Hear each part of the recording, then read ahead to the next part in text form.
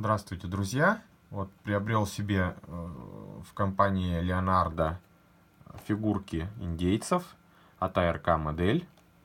Хочу сделать небольшой анбоксинг и вот показать содержимое коробки. Очень радует, что товар сделан в России.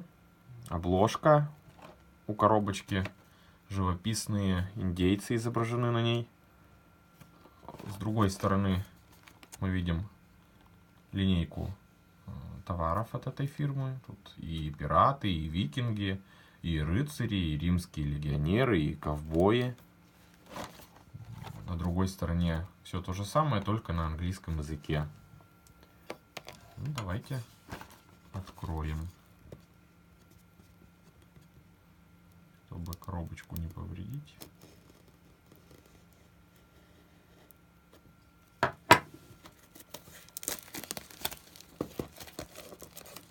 Обещают 8 фигурок.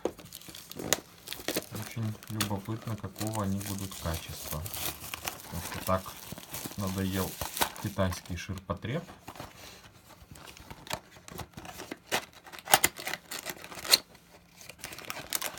И что мы видим внутри? Внутри лежит пакет.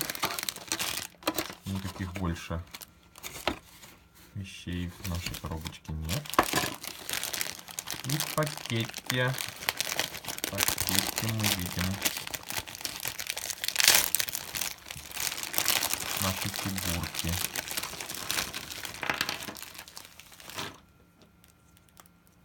Фигурки сделаны из достаточно твердого пластика. Есть один лучник.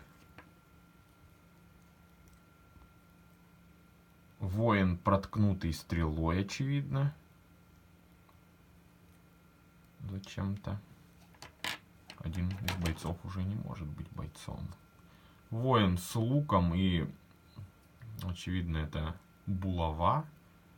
Очень странно, потому что у индейцев вроде как боевые дубины были в таком стиле. Я оружие у них не помню.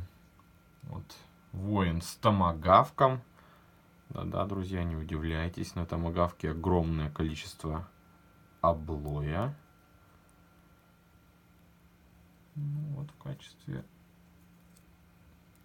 плюса могу сказать, что пластик приятный на ощупь.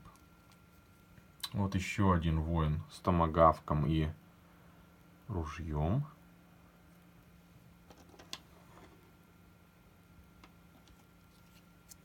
Воин с ножом.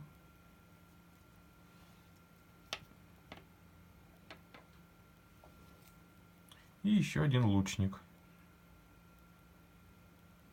Тоже с облоем.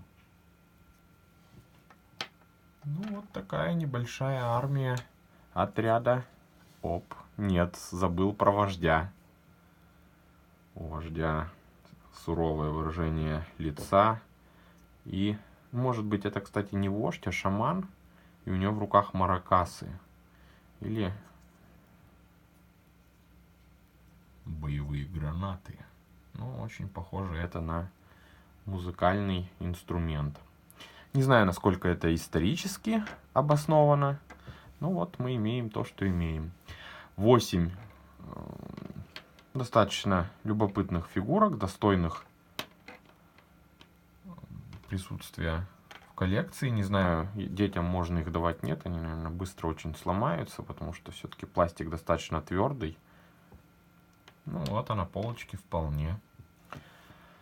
Всем спасибо за внимание.